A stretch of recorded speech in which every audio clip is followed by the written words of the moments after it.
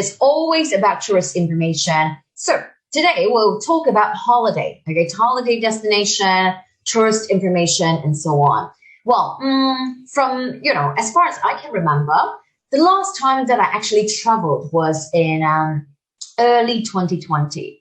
It was like in January 2020, and I actually went to Taiwan. Okay, so that was like the last trip that I made before COVID-19 or before the pandemic. And I wonder what it's like for you guys. When was the last trip that you took, and where did you go? Okay, so I'm going to ask. Yes, January 2020 for some of you. Good. And then maybe I could try invite saying, okay, so Hadia. Yes, Hadia, hello. Yes. Hadia, hello. So when was the last time that you traveled, and where did you go? Before Corona COVID-19, to Pakistan. So you went back home, right? Yes. Yes, so that was before COVID-19. That's, I think, late 2020, yes. Or maybe very early 2021. Yes, late 2020. Okay, all right. So thank you.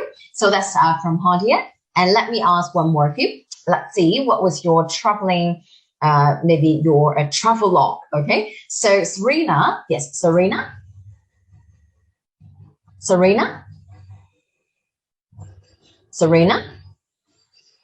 No? Perhaps I could try asking, let's see if I could have Sammy. Yes, Sammy.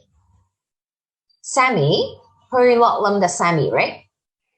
Yes, Sammy. Sammy? Hello? Yes. Yes. When was the last trip that you took, and where did you go?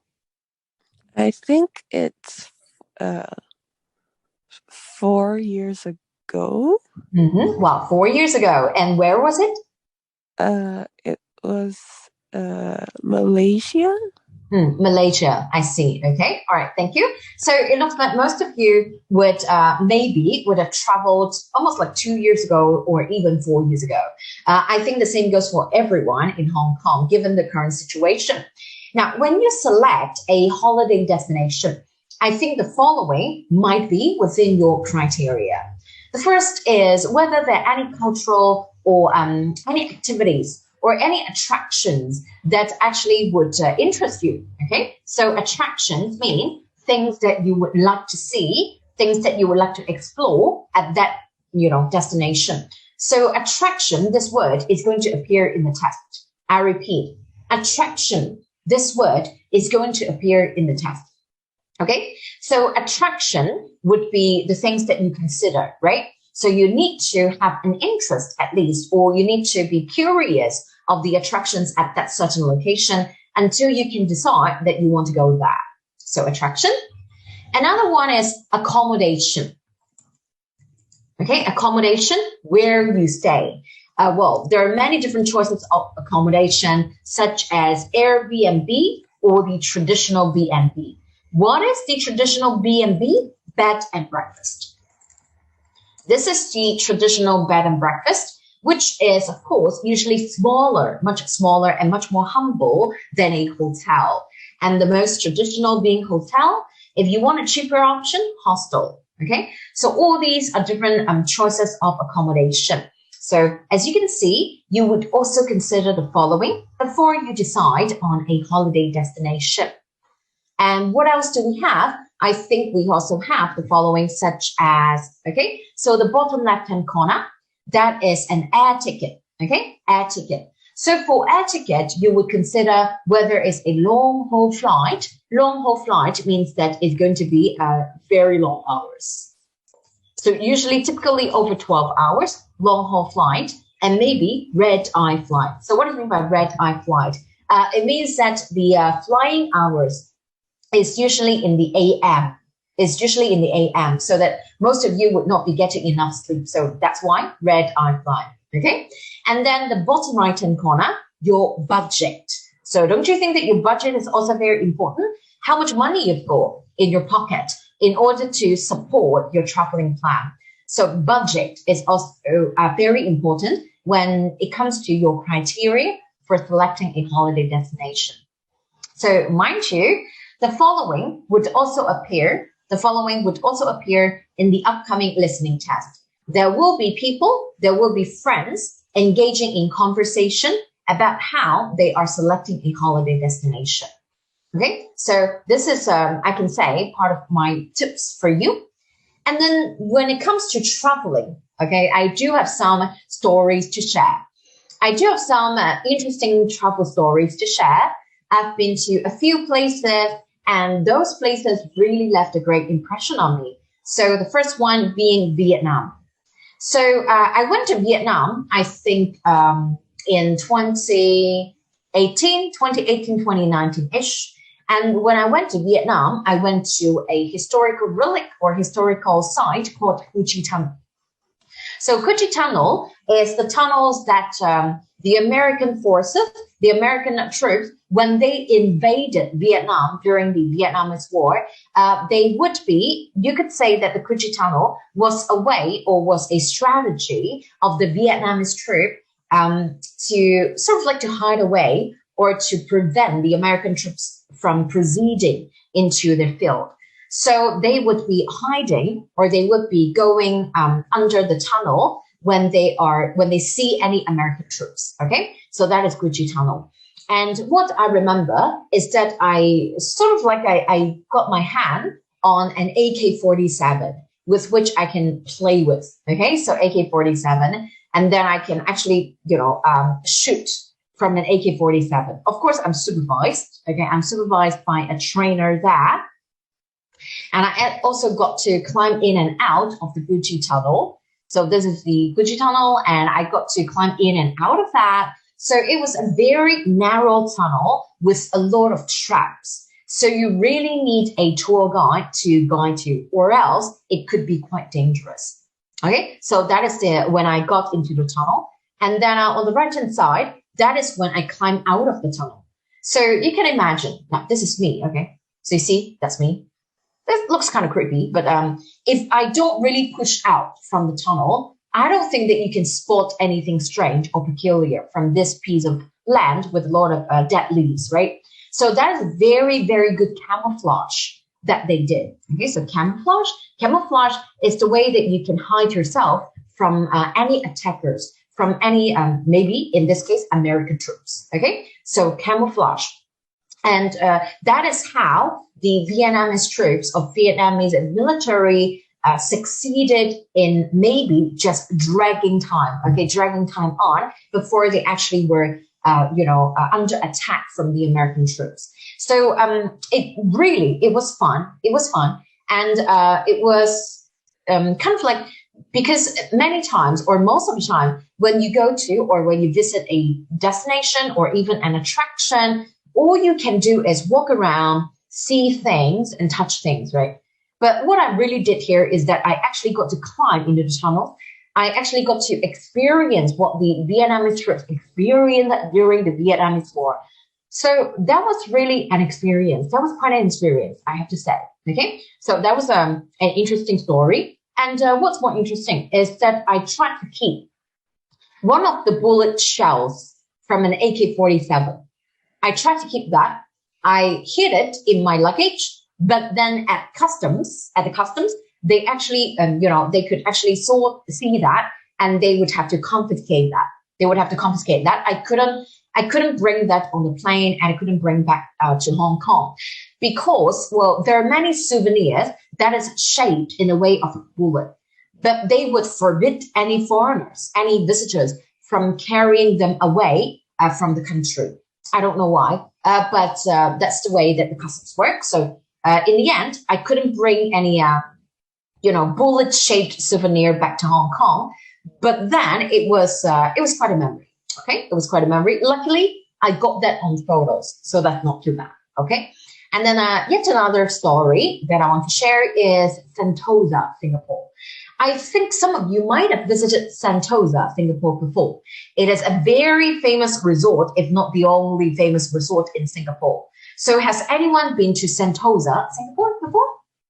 Has anyone been there before? Anyone? Okay, Sentosa, yes, okay. So, yeah. Okay, so maybe I can show you what I encountered there.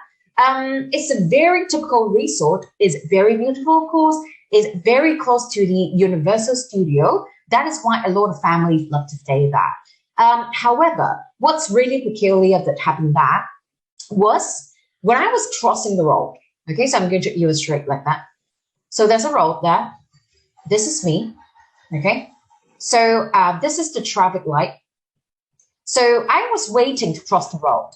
And then I saw something here, which is kind of like a big bird. Okay, kind of like a big bird. At first, I thought it was a prop. I thought it wasn't real because you wouldn't see any wildlife or creature like that on the road.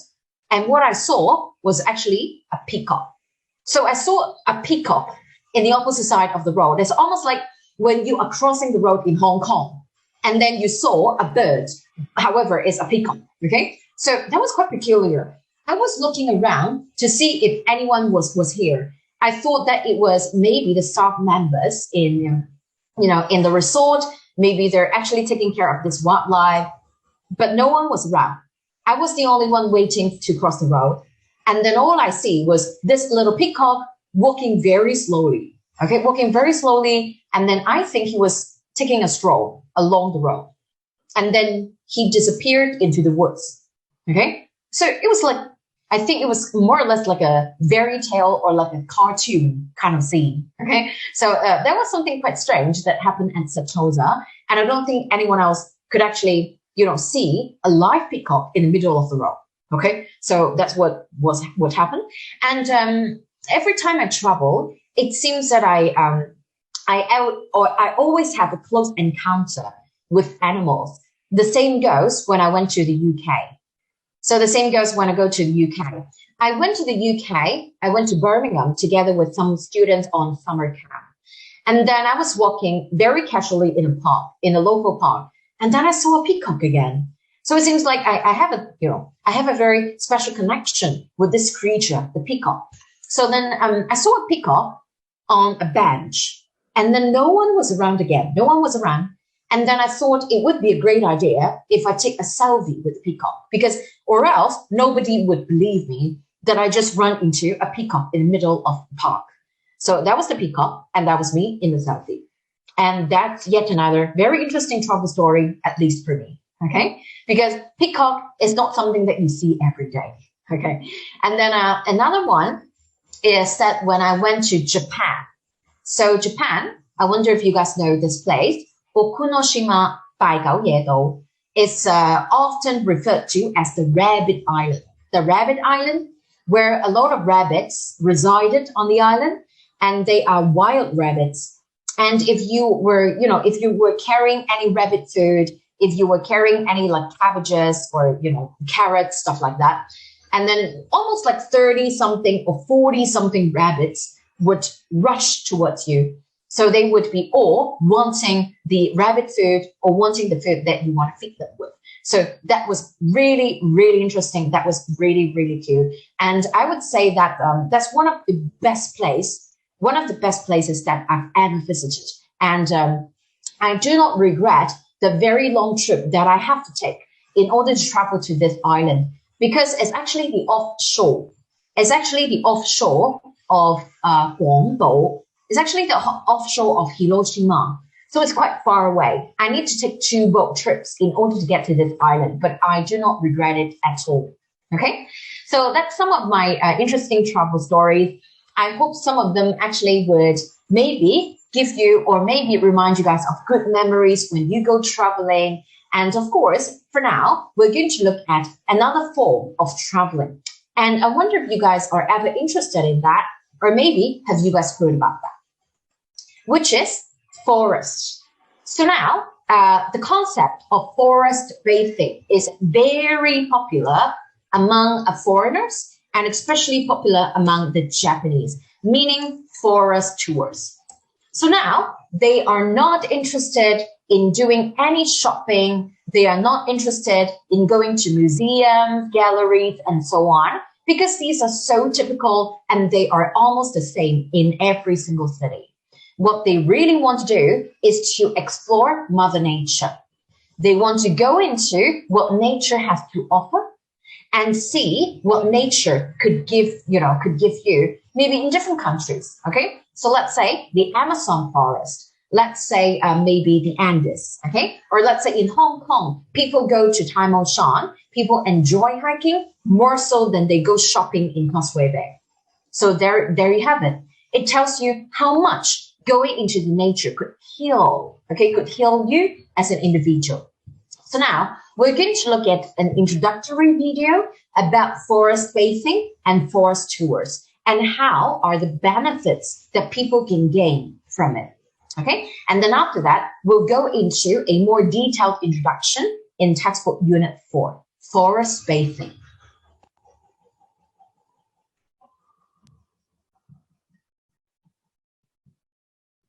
Okay, so this one is Shinrin-yoku, forest bathing or forest tours. Let's hear what it's all about.